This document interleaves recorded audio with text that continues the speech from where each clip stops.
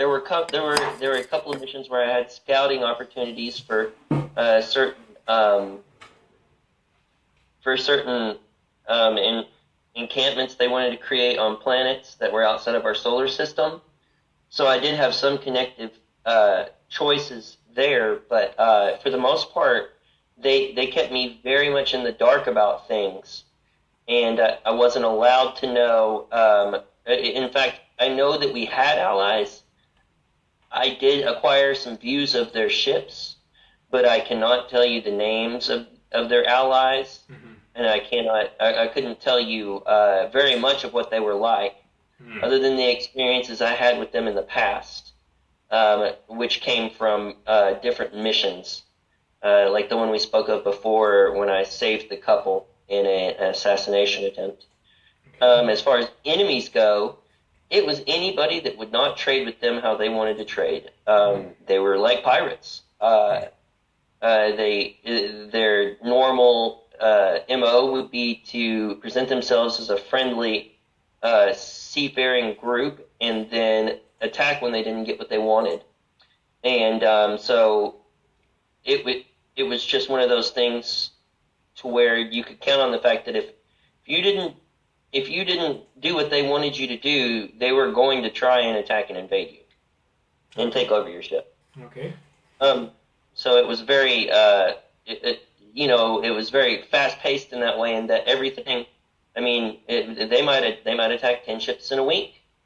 You know what I mean? It got very hard to keep track of it all and how fast it moved. And sometimes I was an integral part of those raids because my ability allowed me to bypass certain shielding systems, and I could get a bunch of people on the inside of an opposing ship very quickly. Or I could covertly sneak around and too dangerous to take the whole ship. There were covert options that they would have devised for me to do something in that respect. Oh, as far as the different roles I had inside Darkfleet throughout the time, well, in the beginning it was more of a tracking and control mechanisms in my suit, and also how to advance my own skill level, improve my abilities, refine my abilities, and develop new abilities. That second nodal point was what gave me the ability to escape or go on vacation over time, and I would do that. I would do that fairly often throughout my career afterwards, after I'd met myself and begun to realize how to circumvent all the controls they had placed on me.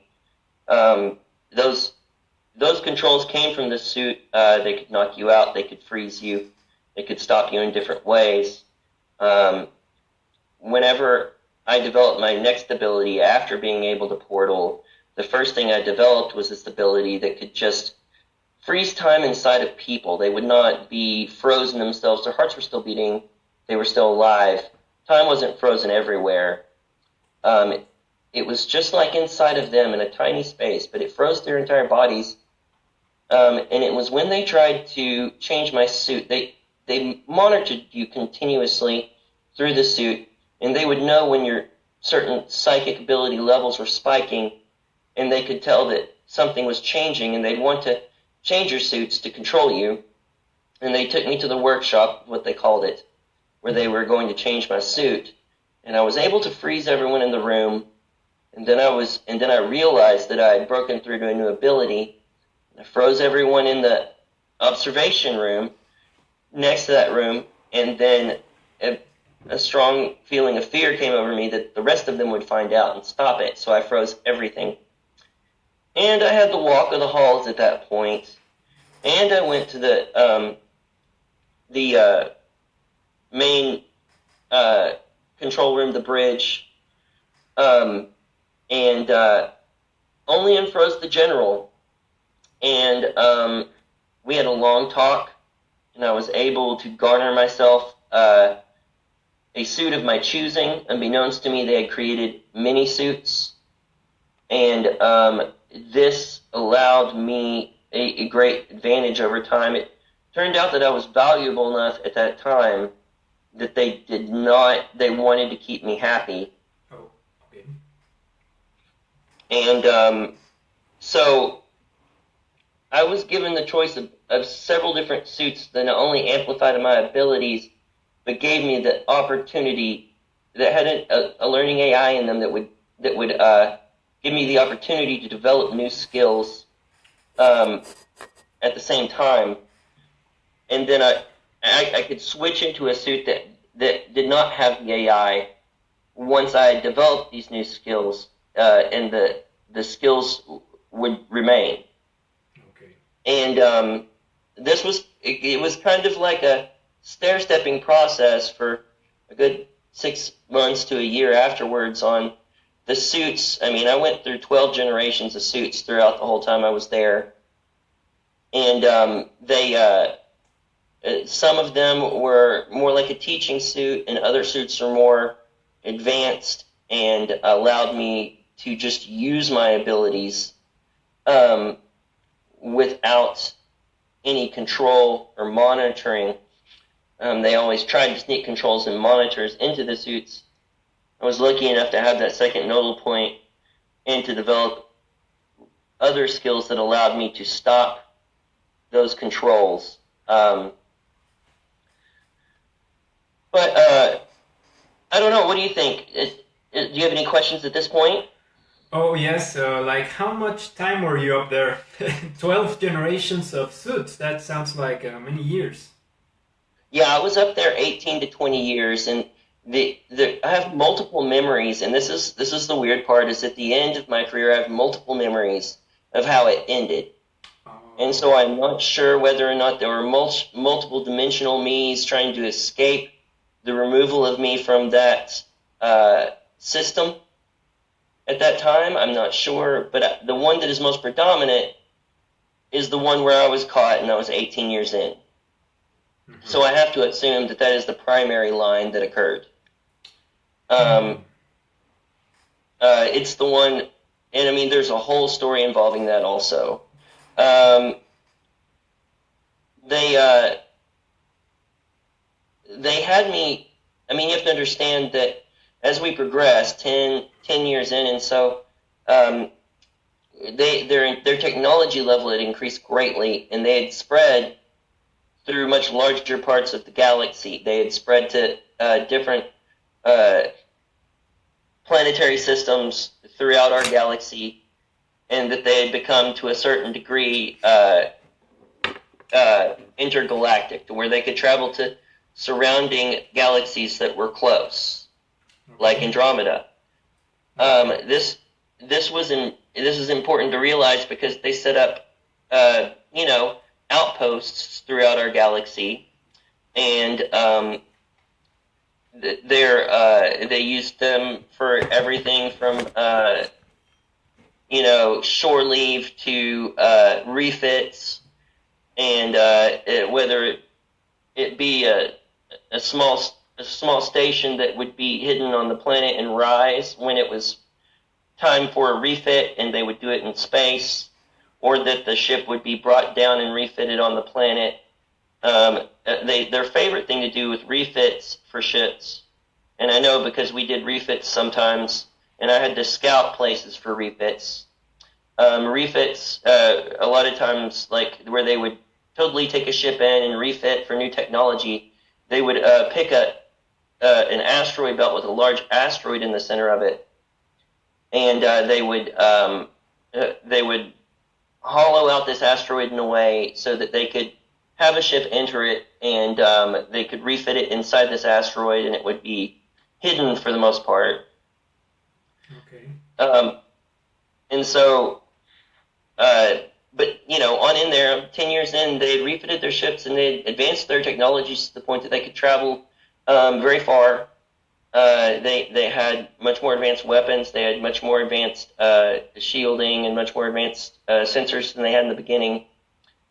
And there was one specific mission where where was after the mission. I was kind of.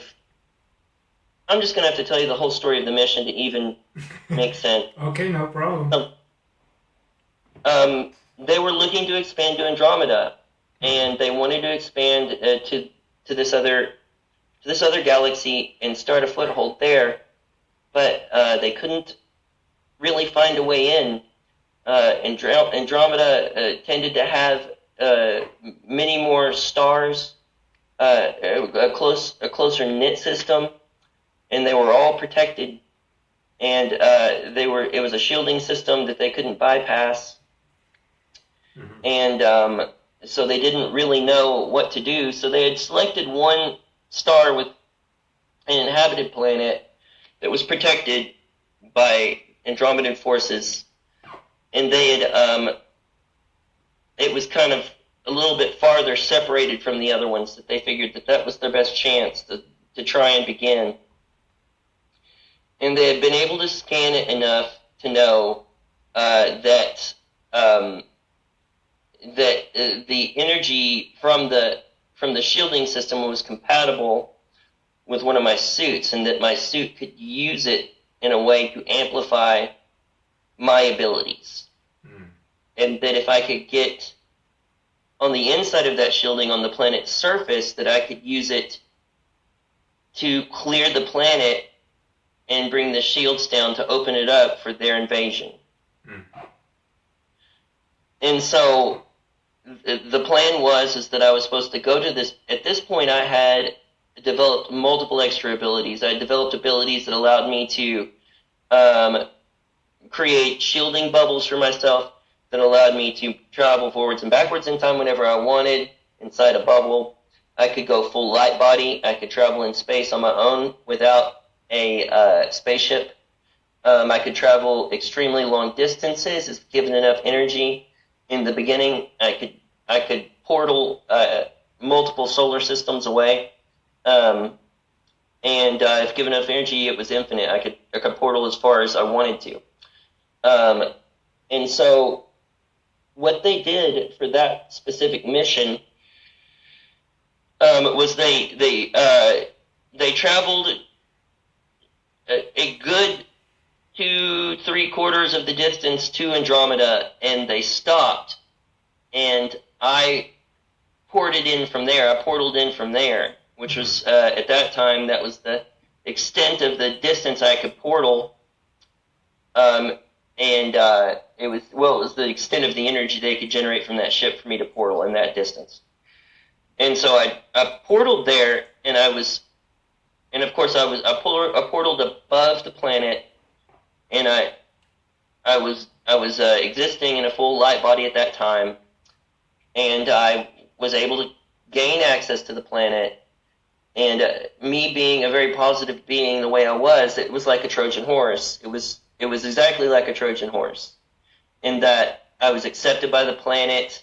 They treated me like a higher being, like I was some sort of ascended being, and I was paraded around. They were not technologically advanced like a normal, like you would expect a society to be that had that type of technology.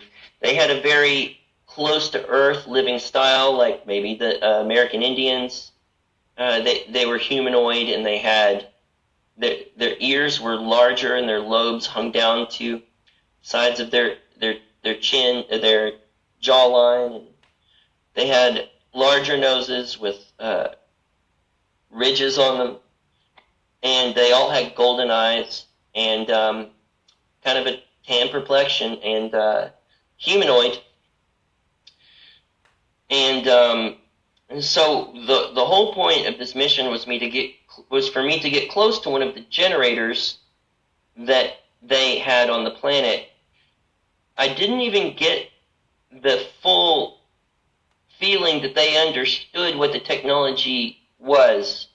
It was almost as if another race had put the technology on the planet to protect them from being invaded. Okay. And allowed them to progress upon their own, advanced advancement levels. I got access to the generator. I was able to create a large enough. What they wanted me to do, the mission was for me to portal them out into space, or out near the sun, where they'd be pulled into the sun and they'd all be killed. And I could not do that. Instead I chose to portal them to another place that I knew of back in our galaxy, back in the Milky Way, and at one of the planets that we had looked at for an outpost, but we considered too close to our enemies. It was a beautiful planet. It was a jungle planet. And instead of killing them, I portaled them there. Okay. The portal was like a giant a tidal wave moving all the way across the planet, expanding out from where I was standing in a circle from that generator. Now, the generator was infinitely powerful. I cannot explain how powerful it was. It gave me the ability to portal as far as I wanted.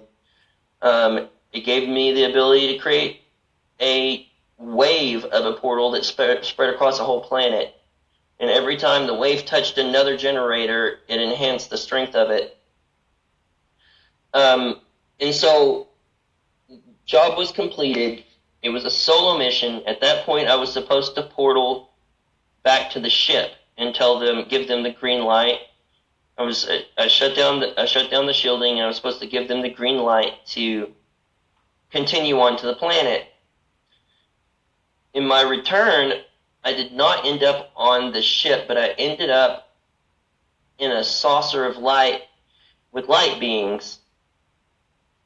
And they did not speak. They spoke telepathically, did not speak in a language. And they wanted to know where I sent everyone. And then they wanted to know a lot about me. And then we started to create a relationship together. And over missions after that time, it became a periodic thing where when I would go to jump back to my ship after a mission, I would stop in at one of their ships and debrief, and then continue onto my ship in a time-dilated fashion, so it would look like I had just come straight back.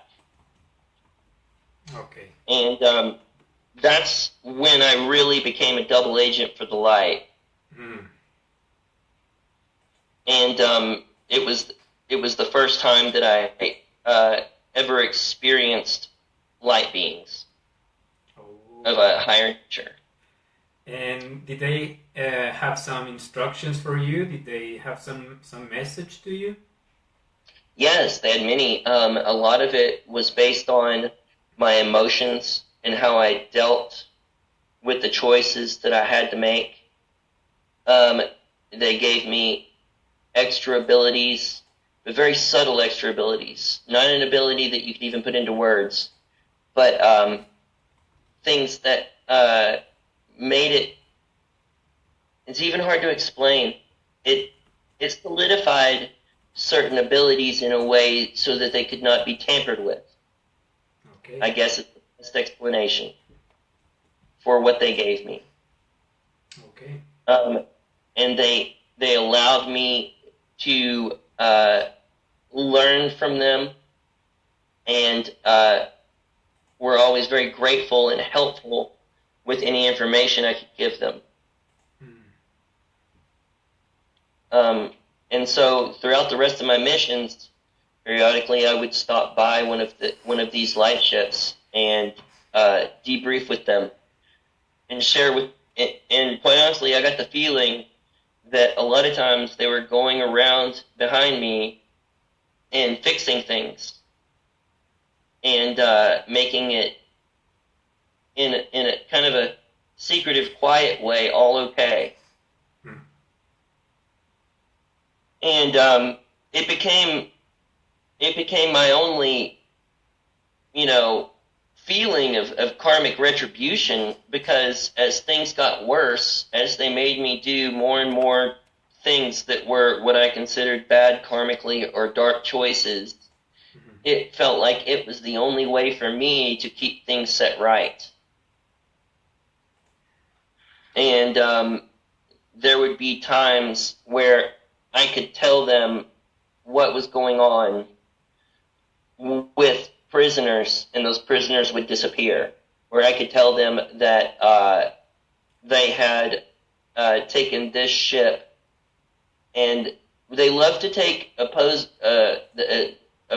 ships that they had conquered and refit them and use them as kind of Trojan horses to attack other people.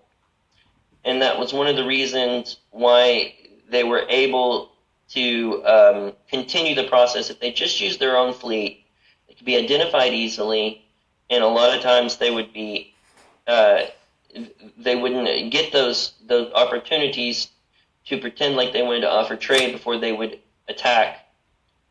And so they would commandeer other ships and use them after refitting to be a Trojan horse for another attack on another ship.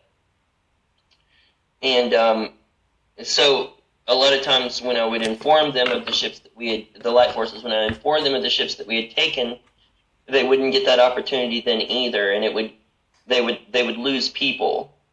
And so over a period of time, eventually, between my fanciful excursions, what they used to call me going rogue, which was when I would disappear and go back to Earth and experience Lumeria or Mu or other time periods.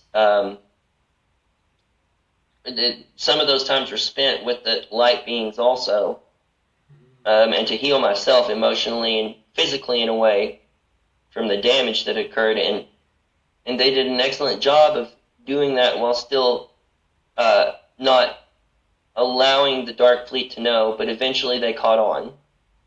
Oh, okay. They realized you were getting help. Yes, they realized I was getting help. They realized that I could not deal with the choices that they were making me make through the missions I was given. They realized all of this, and I have to say that was probably about 18 years in, and that is when they managed to finally catch me. And I don't know, it was one of the times I'd come back to the ship acting like normal, and I don't know if it was a suit I had on or if it was a special field. I don't know how they did it, but I was trapped, and I was put in a suit that locked down all of my abilities. At that time, they didn't know how strong my abilities were without the suit.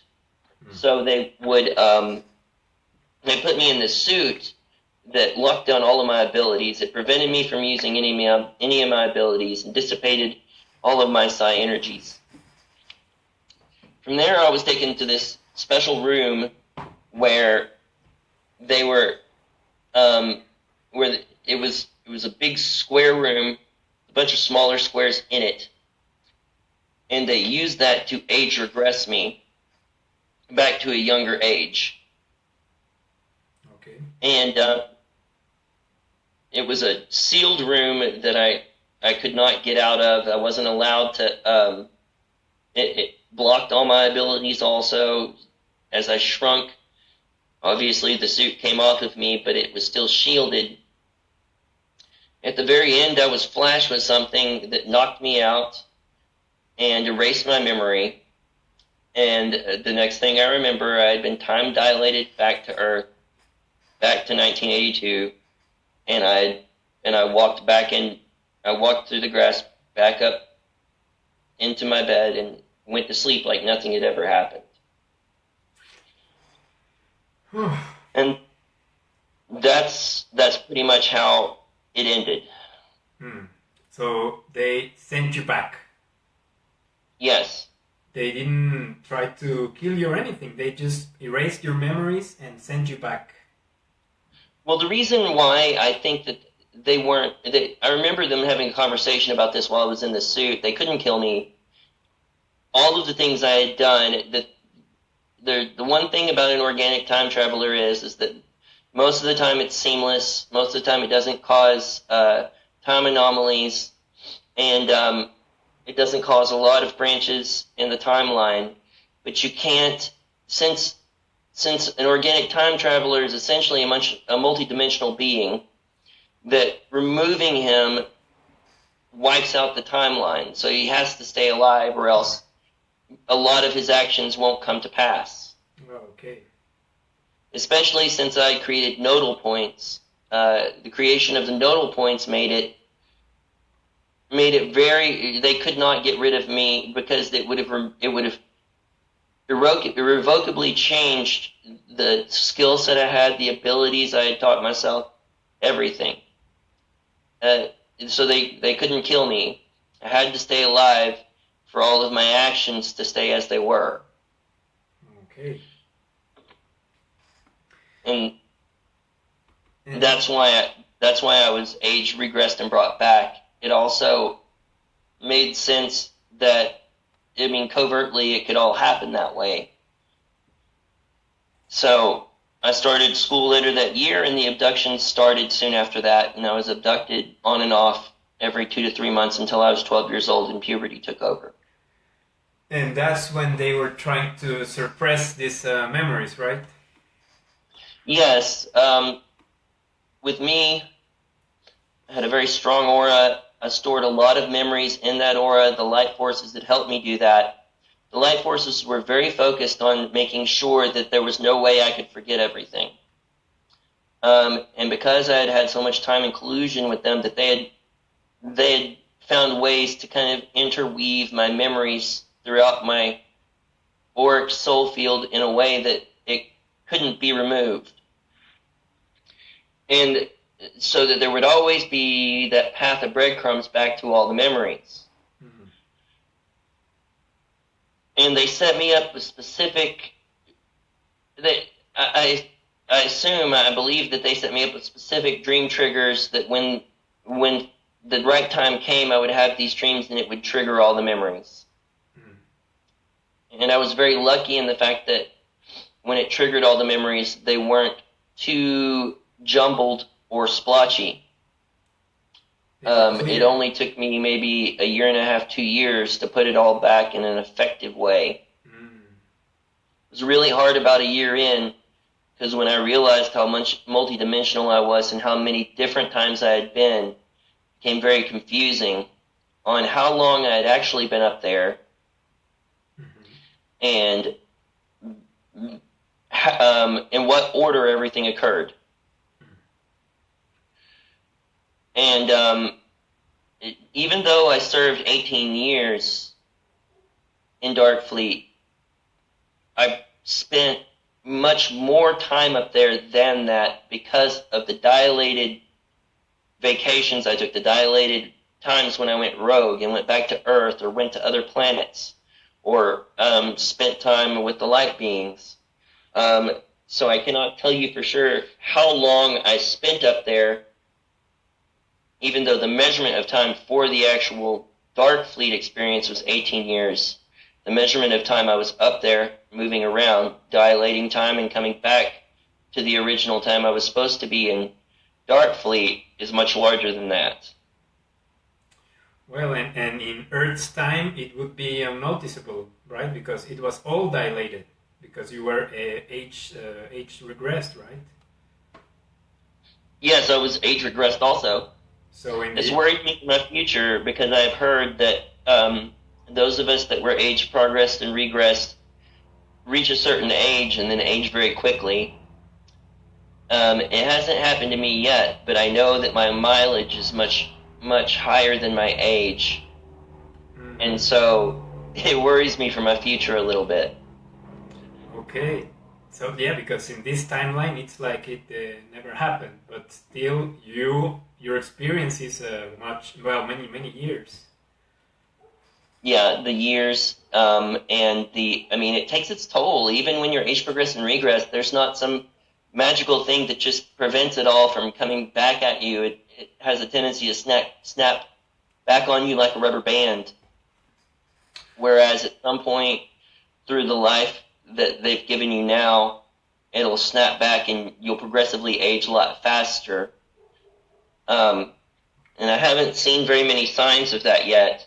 In fact, up until recently, I hadn't aged almost at all. In the course of 20 years of adulthood, I hadn't aged at all. I looked exactly like I did when I was 21. And it's just now starting to show. My age is just now starting to show. And that worries me a little bit. But it doesn't seem to be moving too quickly yet. So hopefully they have something going on where I have to stay alive at least until I don't know, there's some predetermined time that all of my traveling throughout time has taken effect and won't change.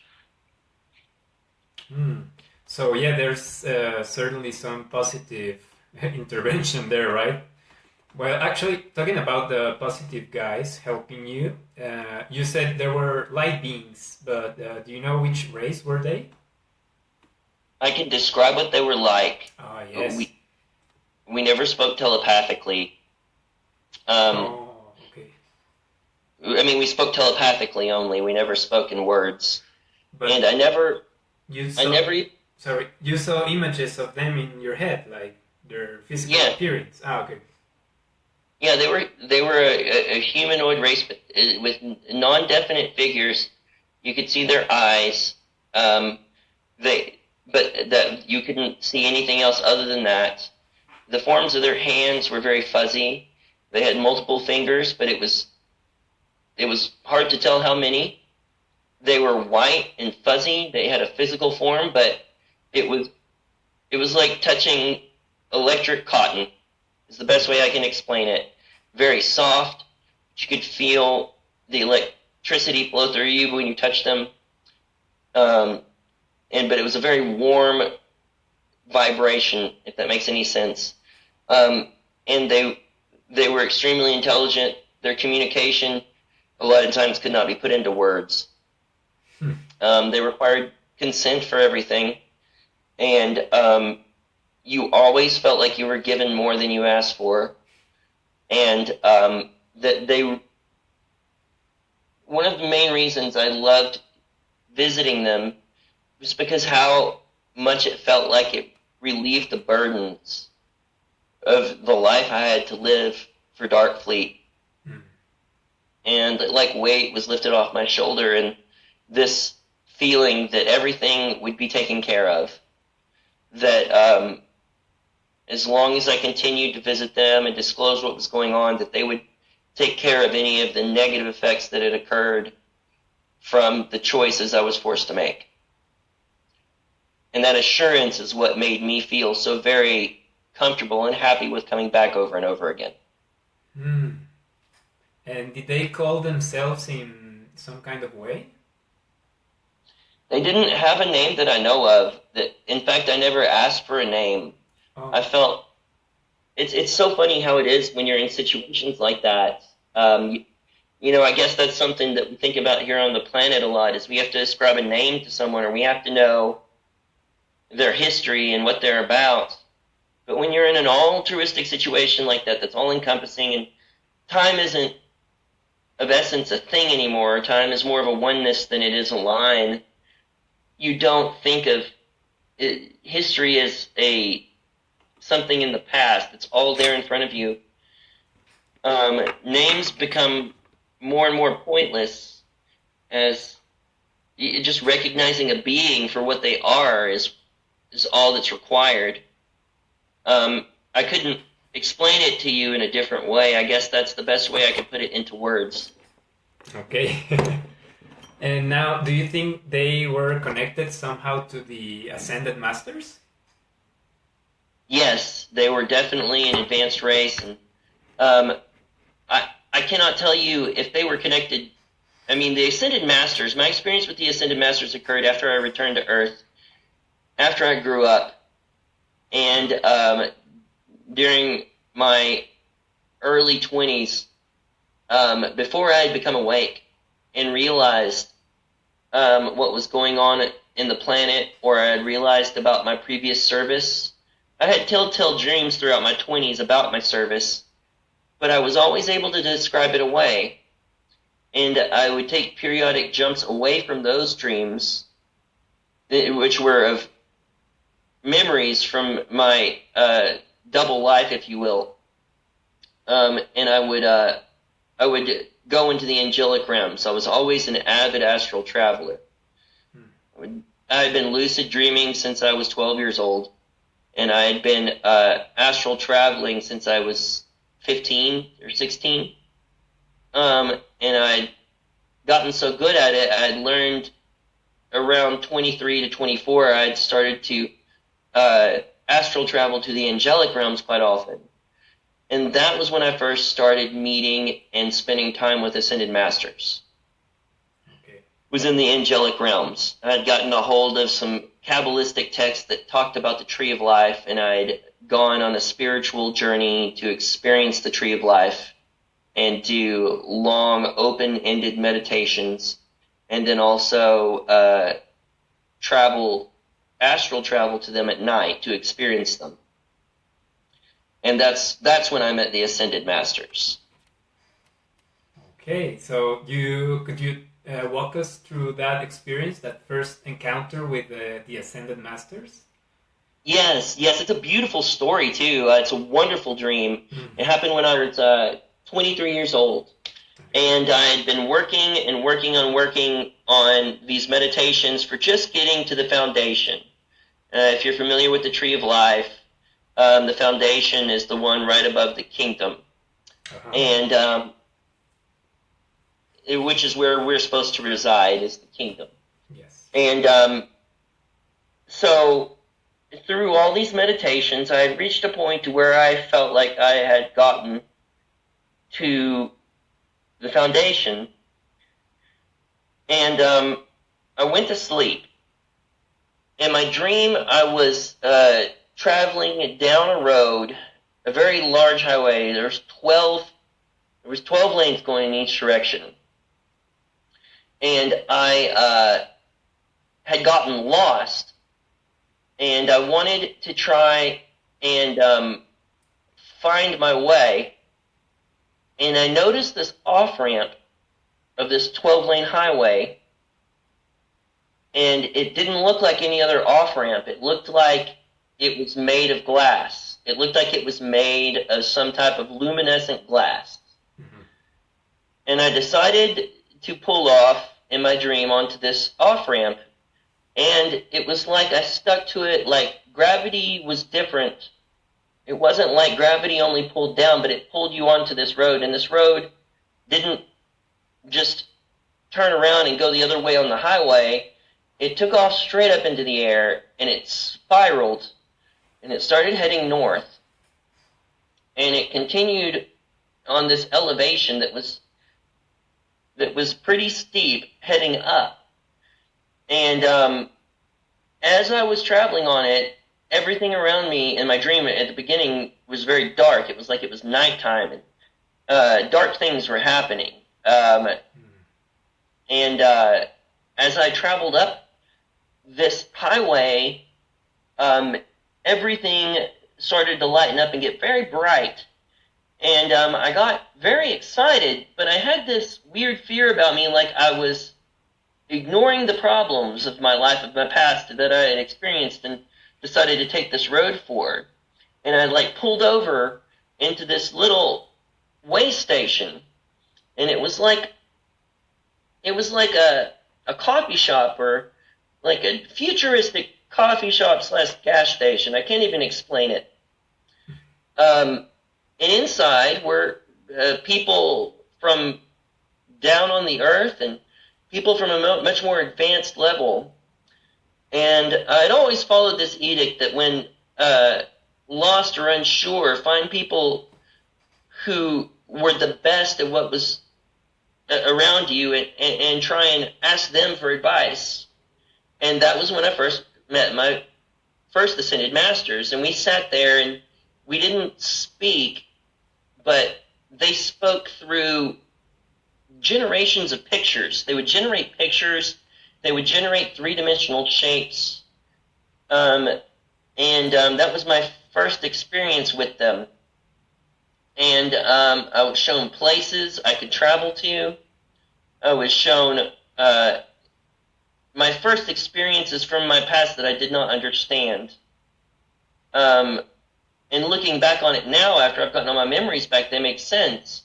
There were certain times in my double life, in my life with Dark Force, that they had showed me that explained why I shouldn't, that I had already experienced that and I didn't have to repeat those karmic steps. That was the first time I ever reached into the angelic realms, and it was like it was completely on accident. You know what I mean? I didn't go into that nighttime dream intending to travel to the angelic realms. Since then, I've done it many times, but that first time it was, I don't know if it was a fluke or it was meant to be because of what I had been calling towards me. But it was the first great eye-opener that there were beings higher than myself that wanted to help me sort out what was going on and give me some solace in the fact that it wasn't as bad as I thought it was. At that time, they didn't want me to cling to my physical experience as much as I wanted to, as I demanded to. And I can remember them being a little sad when I left the experience and returned to Earth a little early. But it wasn't as sad as in like that they had so much more to share. Oh, okay. And you did meet them again? Oh, many times. Oh, okay. In many different ways. I've traveled to many of the angelic realms, and I spent most of my time in the first 6 dimensions of the angelic realms, in different forms and fashions. And a lot of times you need an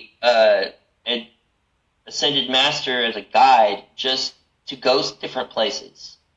It's very easy to get caught up or sent back in the angelic realms if you're not ready and you don't have a guide.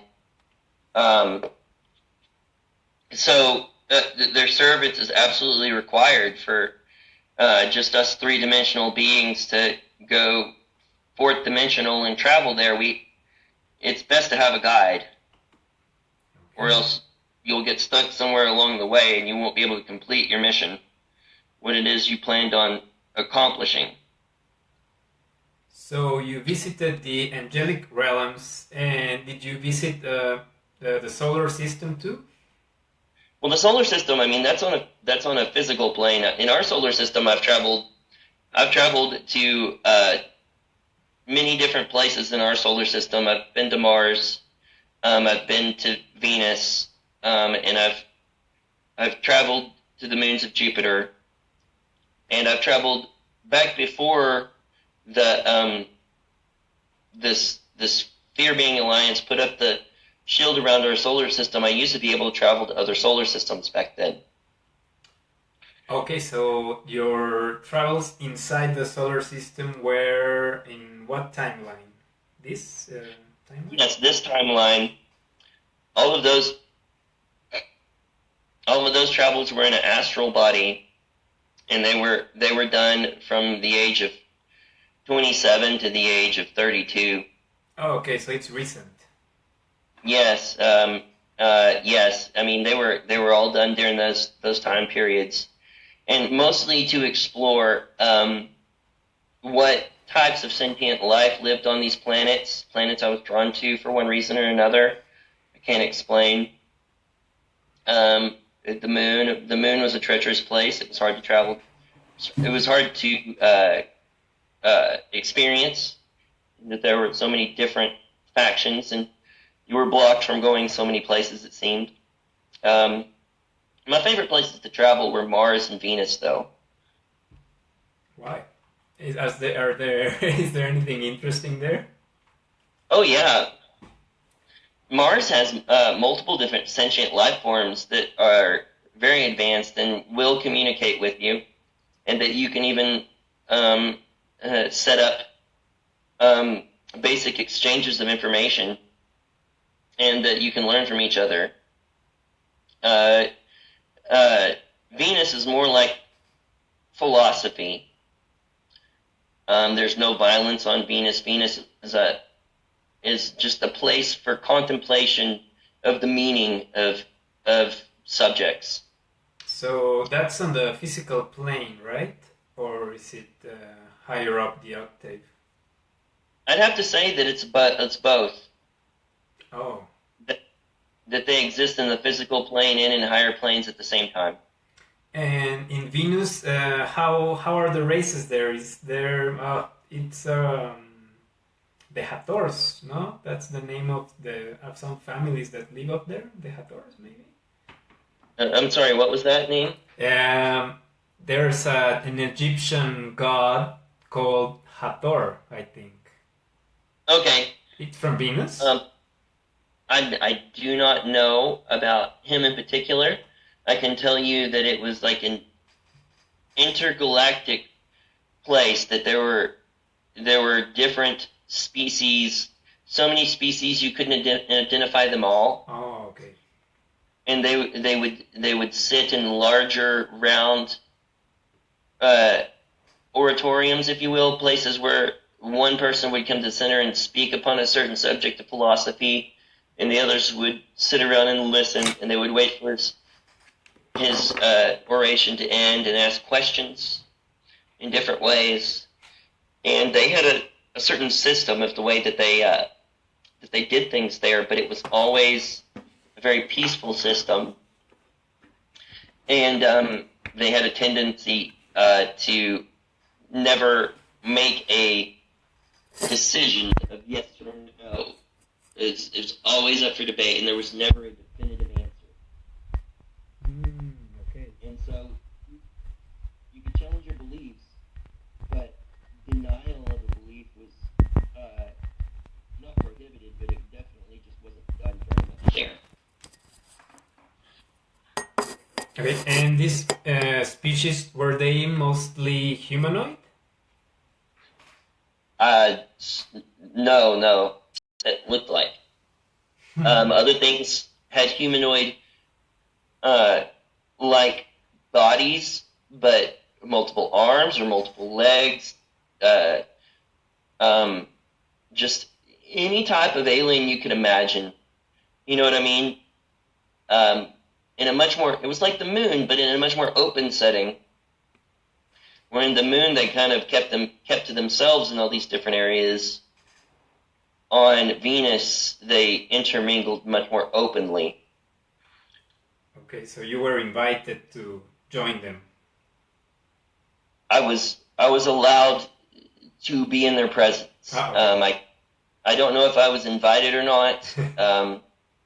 I know that they did not prevent me from going there or disallow me from being a part of the system that was occurring there. I got the feeling that they just didn't make any strong discerning judgments on anything. They withheld their discernment to explore the philosophy of different belief systems and aspects of those belief systems. And then it was like everyone there had to have certain credentials as some type of philosopher to even be allowed there. Okay, so you had some, let's say, cultural exchange with them? Yes, it would be upon the subject of everything from the advancement of the human race upon this planet to the intergalactic trade of DNA, to whether or not it was acceptable for certain species to claim dominion over other species. There's... Uh-oh. Uh-oh. I'm losing you. I can't hear you. Wait a minute. Wait a minute. I'm gonna have to hang up. Wait. Wait 1 second. Okay, I'm calling again. Okay.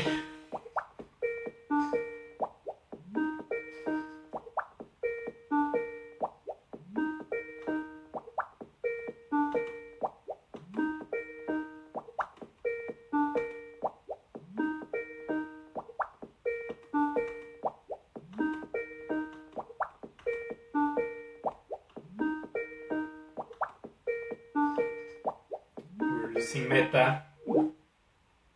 Okay, I'm gonna try once again. Just gonna reset the internet.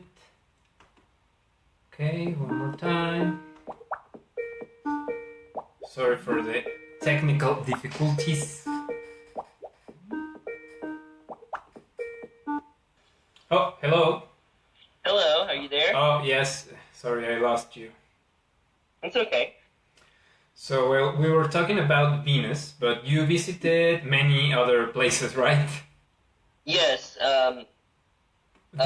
several of the moons in the Jupiter system and Mars. Mars in particular was very helpful for me in developing certain offensive and defensive psychic abilities after my return. These things, I worked with the insectoids and the reptilians, the native insectoids and reptilians of Mars to learn. And I just exchanged the knowledge I had for the knowledge that they shared with me. And these developed certain psychic abilities that allowed me to defend myself in different situations during attacks, to purposely throw people off of my scent, allow myself to be invisible if they weren't looking for me, types of things, and to offer myself the ability to target and pinpoint those that were trying to do me harm and find ways to stop them. So Mars was in some ways it brought back a lot of the memories from my training in Darkfleet that I did not remember.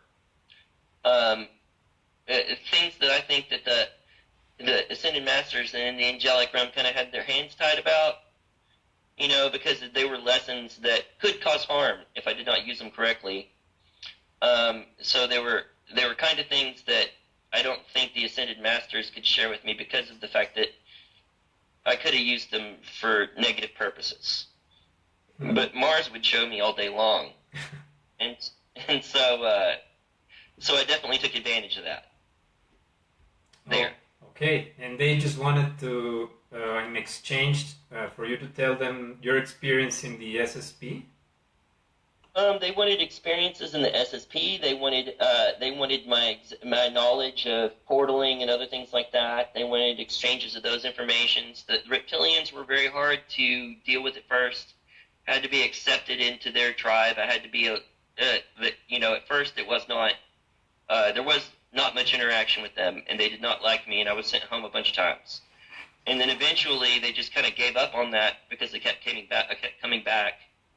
And then we went through a period where all that was allowed was for me to answer their questions.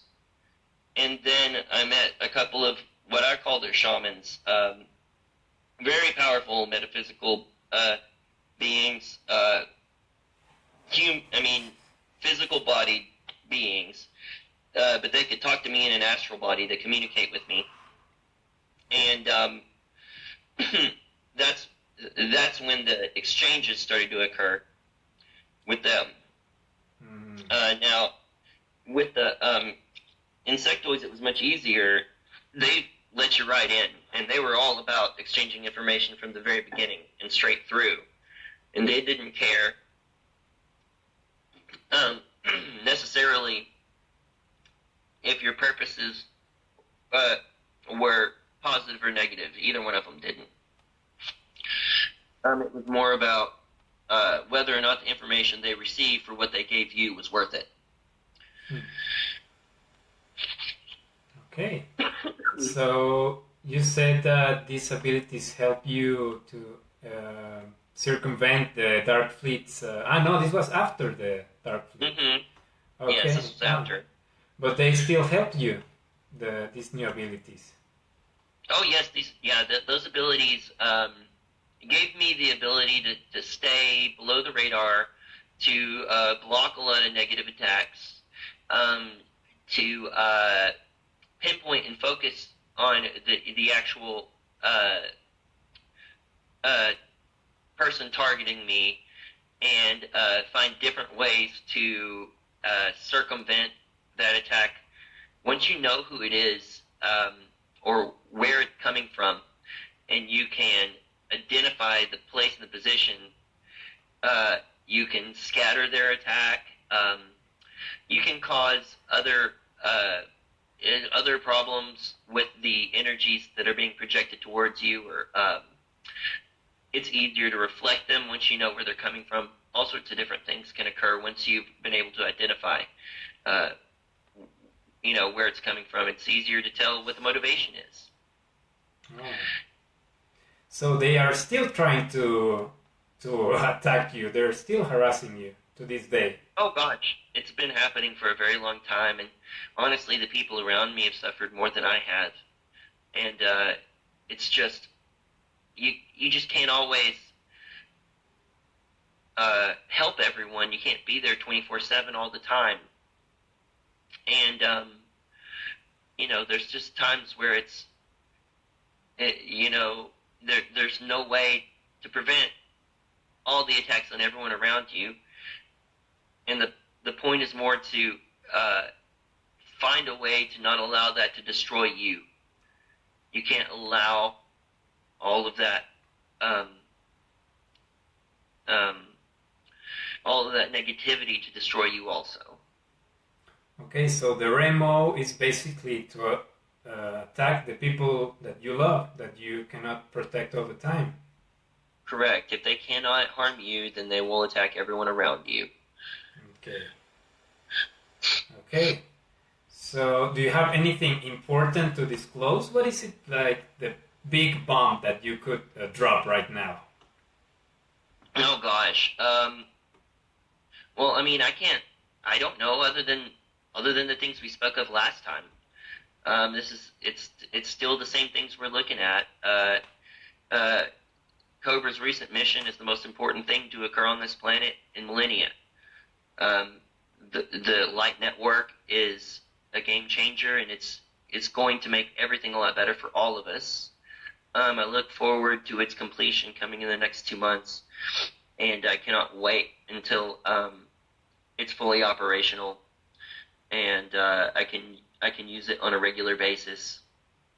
My dreams over the last 5 years have shown me different aspects of it and prepared me for its completion, and it's going to make everything easier. It's going to ensure the implementation of the Galactic Codex on the planet, and that is the greatest step towards our freedom.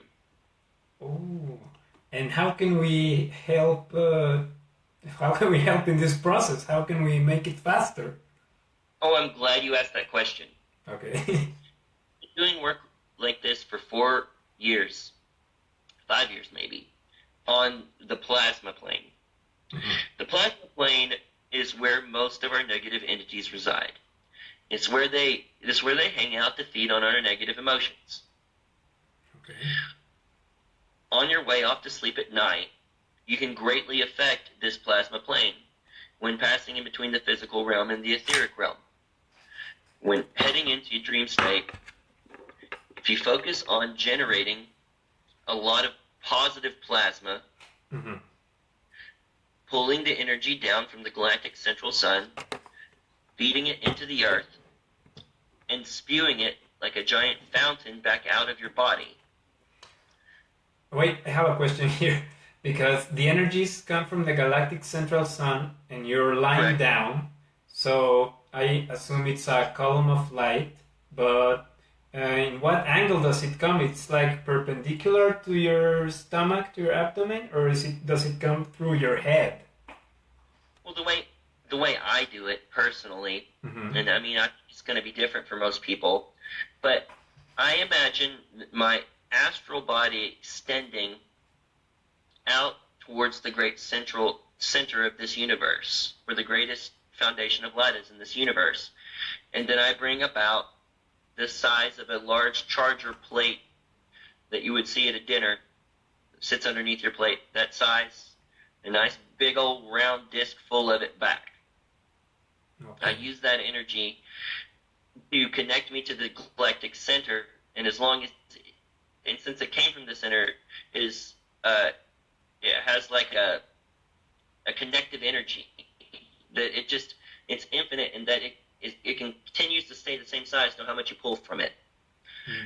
You would think of it as something like you would say, oh, it's like a pitcher full of water. The more energy you pour out, the less is in there. But because of it being an infinite type of energy, now that it's connected, I guess like a quantum out from your heart chakra 300, 600 feet in the air and spreading across the planet with blooming pink flowers from it. I've created different forms of energy that when it attaches to negative entities, starts to transform them and give them the ability to empathize. Anything is possible in the plasmatic realm when it comes to these things. Those vines I created, I made that so that they would release pollen throughout the entire plasmatic plane, and anytime that pollen landed anywhere on a negative entity, it would start to expand. Almost like a fungus or a spore or something like that, and that it would encase them in this energy that would give them the ability to empathize and feel all the emotions instead of only feeding off negative ones. If we all started doing that all at the same time, I mean, imagine creating vines like that could drop their own seed and grow in the plasmatic plane. You know what I mean? You want something that is going to progress after you're done creating it. It shouldn't be like a faucet where you turn it on and the energy flows. You fed it for that short period of time, but that's all you've done. The energy should be able to progress after you've finished your project. Okay, so you do everything with your will, with your concentrated will, right? Just like the imagination. Well, it flows through your heart. Okay. A very big part of this is learning to live from your heart and not through your head. So much in our society is focused upon opening your third eye and using your crown chakra. Well, I have to say that opening your third eye does give you the ability to see into these realms, and your crown chakra does work like an antenna. But when you learn to use your heart correctly through the heart meditations, I believe there are 4 parts to your heart.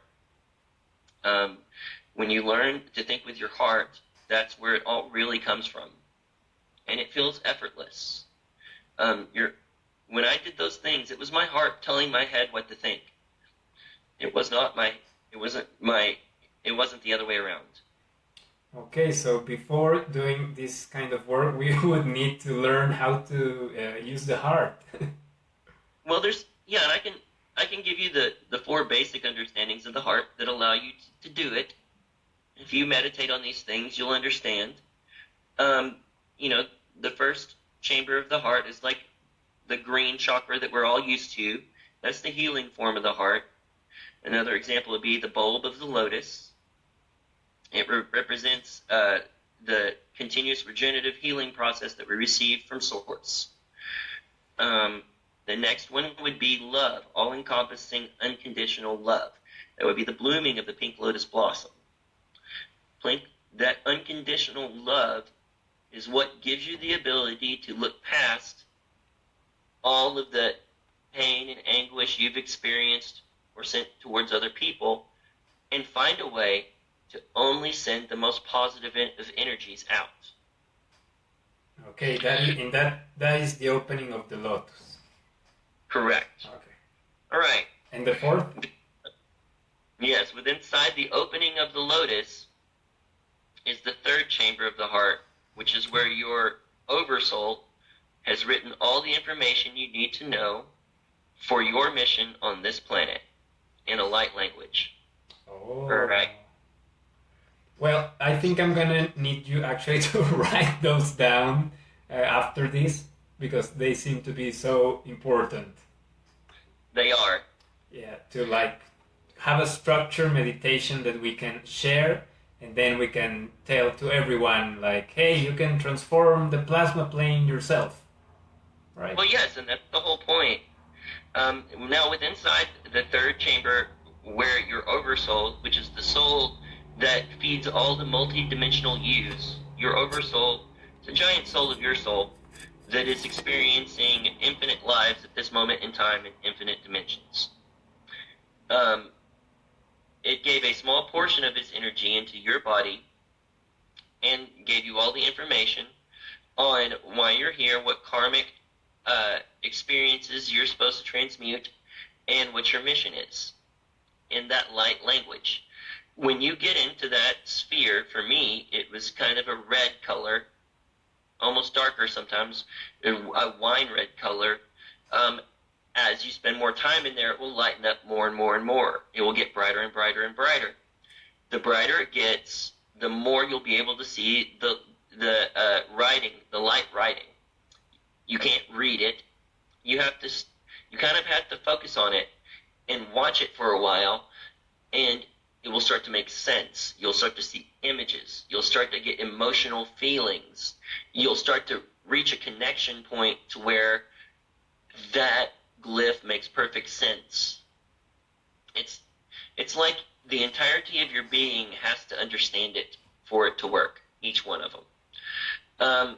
Connecting to your oversoul, which you can do in meditations at any time, the highest version of yourself, multidimensional self, aids you in understanding the light language of your heart exponentially. The closer you get to connecting to your oversoul, the easier it is to read the light language it left behind for you. And then, of course, there's the final chamber, which is what I call the tiny space, which is like a seed of light from source inside of you. And that is what makes you the infinite being you are. It will look like a tiny speck of light. And as you travel towards it, it'll feel like you're moving in time and space, eons, and an unmeasurable amount of distance. But it always seems to be the same size. What you find is that if you focus on it and you just focus on that dot and you project loving, unconditional love towards it, then it begins to get larger. It's not the traveling or moving towards it that makes it larger. It is the projection of unconditional love and your understanding in this place, in this universe, that makes it grow. Feeding that seed of source is what empowers the bowl of energy that you can hold within inside of you to increase. The larger that gets, the more energy you can project, the more energy you can store, the more energy that you have to change the world around you. So just by contemplation of this tiny space. Correct. But I'll tell you, it's very hard to get close to the tiny space without first understanding the other three chambers. You can't. It's very hard to go at it the other way around. We access it sometimes, but we don't have an understanding of it. And you can feed it the other way around, but it's not as powerful unless you've done the work with the other four chambers first. Okay, so and these three chambers, well, there's meditation to try to connect, but I assume there's also like things you can do every day to get closer to your heart, right? Oh, definitely.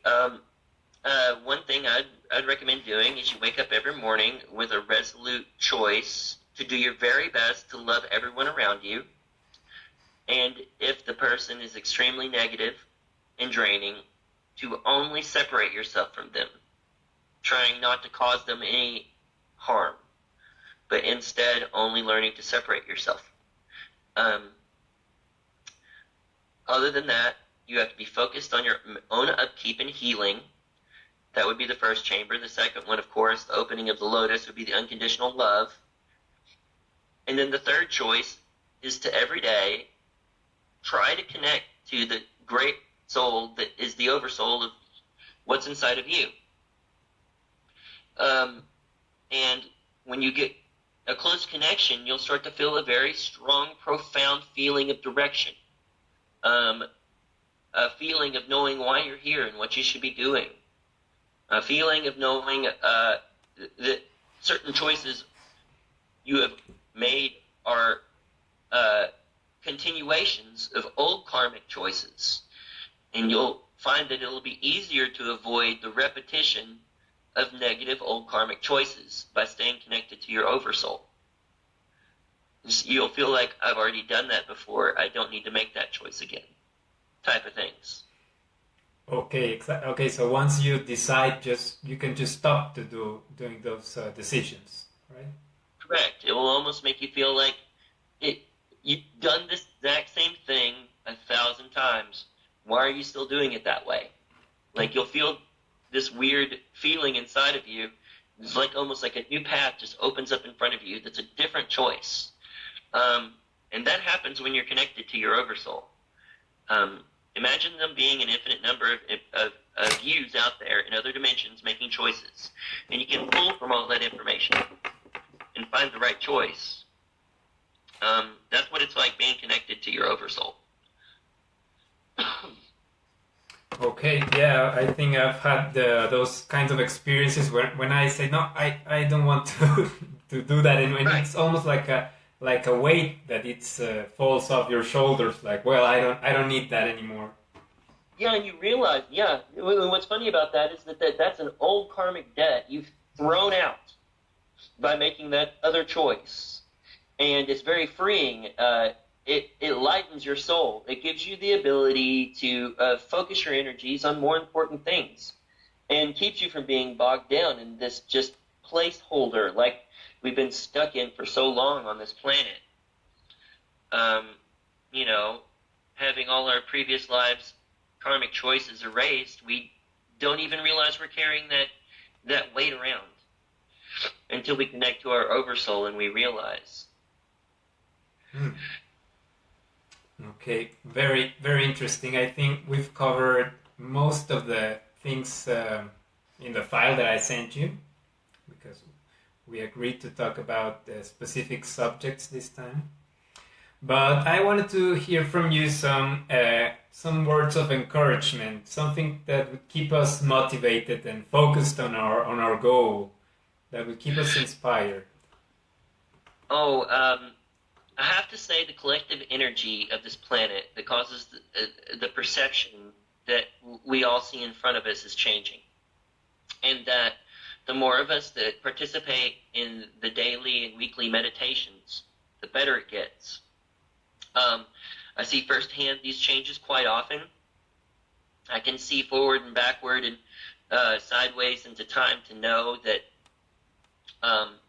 what we're doing now, the way our meditations are going, have greatly changed the effects on the planet and have greatly improved our planet's overall perspective.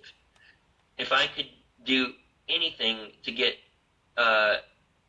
if we could do anything to speed up the event, it would be focusing on these meditations more often. A lot of us worry that if we don't hit the exact time everyone else is meditating, it doesn't matter. The reality is that whenever you do it, it matters. Whenever that time it feels like you need to do it and it hits you, you should meditate at that time for the freeing of this planet. Using the meditations that Cobra suggested is a very effective way to do it. You mean the Cobra Anisis meditation, or which one do you mean? Cobra was the one that suggested using the central galactic sun, running through all the planets in the solar system, and bodies in the solar system, bringing that energy down through us into the Earth, into the center of the Earth, and back out into the surrounding atmosphere around us. That is an excellent meditation. It works very well. And I have to admit, it was mildly more advanced than what I used before, and it has taken some adjusting for me to do it that way. But I have to say, it is more effective. So I definitely recommend using it. Okay, I get the feeling that that is also going to trigger what he calls the compression breakthrough. We're going to make the compression breakthrough through this meditation. Yes, I agree, because when you pull, and before I hadn't been sending the energy into the Earth, was the problem. I hadn't been doing that before. Before, I'd been pulling it straight from source, from the galactic central sun, and projecting it through me out back into the atmosphere, back into the plasma plane. But for the compression breakthrough to work, it must go to the center of the Earth also. That being said, so that both sides are moving towards the surface of the planet at the same time. The energy has to be fed through and laced, almost like you're sewing a wound. You have to go back and forth. You know what I mean? So that both sides are being pulled together at the same time. And the energies have to be anchored into the Earth also. And it's an extremely important part of it. As that part of the meditation, sending it into the center of the Earth. Okay. So that's gonna heal the planet, actually. Yes, not only healing the planet, but it allows the light forces on the inside of the planet to identify another nodal point that they can advance towards. If they don't have a perspective of places they can advance towards of people holding the light, it makes it harder on them. If they have a destination, a place they know where there's someone holding the light on the surface, and you've been sending them light, then it makes it easier for them to advance. Okay. And just to finish with a bang, let's say your perspective on the present day. What's your perspective for today? Oh my gosh, my perspective is that there's a lot of world changes happening right now. And we're watching a lot of things, a lot of the cabal's actions be foiled on a daily basis. And we're watching a lot of exposure of the deep state shadow government at this time. Mm-hmm. We're seeing all this happen right in front of us, day to day, new information every day, and advancement towards a more open disclosure. We're seeing the beginnings of an extraterrestrial disclosure, albeit a false disclosure, but it's more than we've seen from our government in a very long time.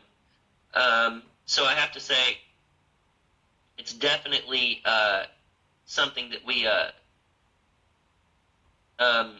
it's definitely a positive. These changes are not normal, and we need to appreciate them for what they are, which is an advancement towards our eventual goal. Cool. Thanks for those words. And I almost forgot. I was going to ask you if you could recognize some people. So I sent you a picture, 2 pictures actually, through Skype.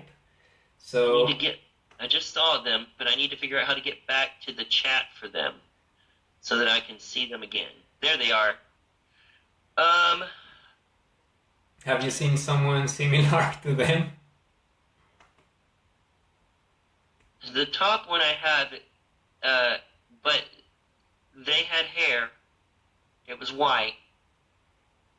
And they were inner earth beings. I've never seen a reptilian hybrid like that. I can't tell if that would be the green tint of his skin or the lighting.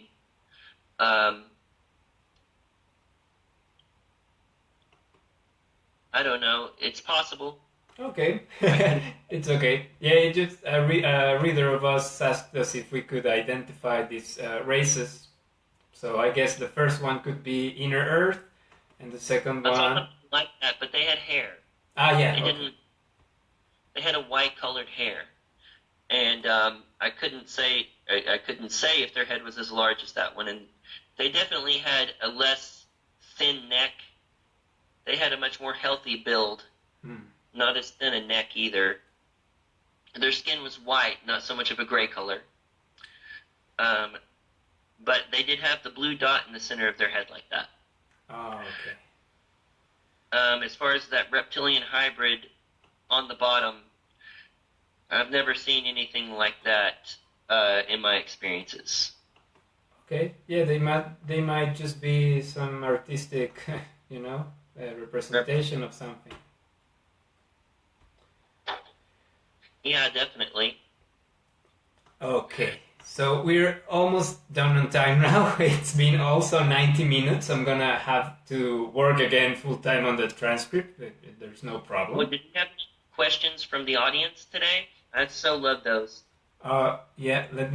I think we covered most. Let me check again. But yes, actually, these two pictures, they were sent by the readers, and actually, I don't know if you saw some light ships, some photos of light ships that I sent maybe like 2 days ago. I'm not sure. I saw the photos of the light ships that were around Hawaii during the false flag thing, but that was the last light ships I'd seen photos of.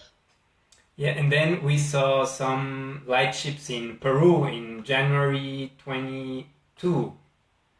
And those were... was that the rainbow? Uh-huh. The big rainbow. That's a plasmatic thing. Oh. That's positive plasmatic energy. Oh. So that's what it looks like. That's what it looks like when you can see it. So it's the good guys clearing the plasma plane. Oh yeah, and it's so powerful that you can see it in the R dimension. That's how amazing it is. That's how powerful that is. That it's breaking through to our our ability. We can actually see it in this dimension. Okay, so that's the light that's precipitating to the physical plane. Correct. Correct. Okay. Wow, there you go. Okay, perfect. Nice. Now, we have some questions actually. I don't know if you could answer them because they're somewhat specific. The first one is, I am from Venezuela. Could you ask Meta about the situation in my country? Venezuela. I don't know enough about it. I have to be honest, I don't. Yeah, that's a bit of a geopolitical question. I could do some astral traveling and answer next week. I can focus on Venezuela, and I can give you a more accurate picture next week. Cool. Yeah, actually, Venezuela and Latin America, we need a lot of information. There's not a lot going around in the blogosphere. Okay. Yeah. I'd love to do stuff like that. Perfect. Wow, I'm so happy. And the second question is Nasarah? Have you heard about the term Nasarah? Oh yes, I've been focused on that for many, many years. Oh, it says, how is it gonna change something? Well, it's not gonna happen until after the event. Anything before that, you can expect to be kind of either a scam or a false disclosure or something like that. We get these a lot where they say, oh, it's tomorrow, get ready for them 1-800 numbers, and it doesn't happen. And the reality is that it just can't happen until the global elite have been arrested, until the global elite have been taken away from the levers that control the money. It wouldn't make any sense at all to do it. And so the event has to occur first. We might see some small release to funds in different ways, some more positive cryptocurrencies and stuff like that, but it's a risk. Cryptocurrencies are a very big risk, and I would say that if it's a positive one, you can expect the governments to come down on it pretty hard at some point. And so, you know, unfortunately, as much as I would want there to be some type of basic income and a Nasarah release in some way, it's just not going to happen until after the event. And I've been a big dreamer. I've been one of the ones that's been screaming for it for years now. And I've just had to resign myself to accept that that's not going to happen until after the event. Well, it seems to be very close anyways, right? Like, we can wait. Yes, the event seems to be very close right now, and I have to say we're in a great position that we could actually pull it off very soon. And I'm very excited about that. And if that occurs, then here comes Nasarah. You know what I mean? It shouldn't be long after that Nasarah occurs. And abundance for everyone the way it should be. Yes, actually, there's a question relating to that, because I think we're now in the 10 days of darkness that Q talked about. Like, the government supposedly shut down the 19th. And then there's this time, well, we have to do something before January the 31. There's some decisions to be made.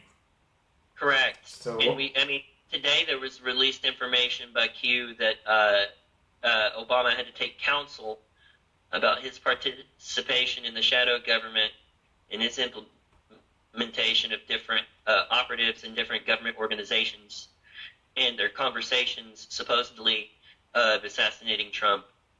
And so even though we're calling it the 10 day of darkness, we're still getting information every day. Whether or not that means after the 10 days are over, we'll start to see stuff on the media or not, I don't know. But it might just be alluding to the shutdown of the government for 10 days. And if it's actually planned for it to be shut down for 10 days, then we should expect something to occur after the end of those 10 days. You know? But I mean, we can only speculate at this time what it's all going to happen. But it's exciting. It's a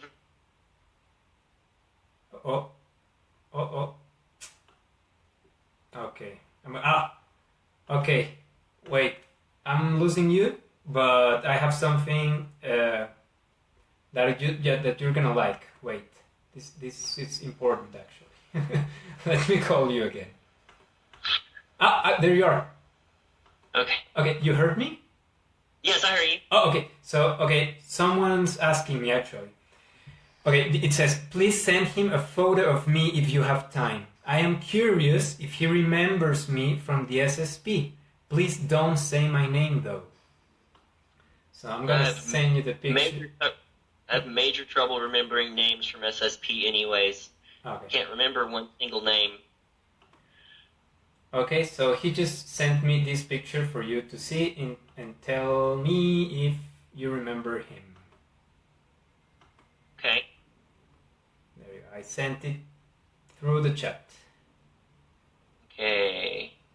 Now I gotta figure out how to get back to my chat. Okay, there's the file. I have to download it. Set. Open.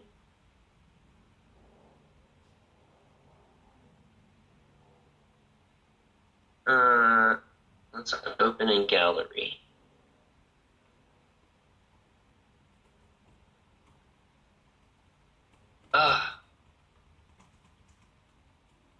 Maybe someone I trained with? It could have been someone I trained with. Okay. When I was on the first ship during our training before graduation. Okay. So oh wait.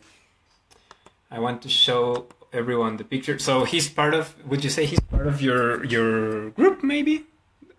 It's hard to say. Okay. But I'd have to say that he looks familiar, and it reminds me of, he was either a soldier in the invasion, in the raiding forces on other ships, or he was part of the training that we were in the same training group in the first ship. After that time, we were separated, and we didn't see each other hardly ever again. But those are the only two places where I could place those features from that time period in SSP. Perfect. Okay, so maybe if he wants, I'm going to connect you with him.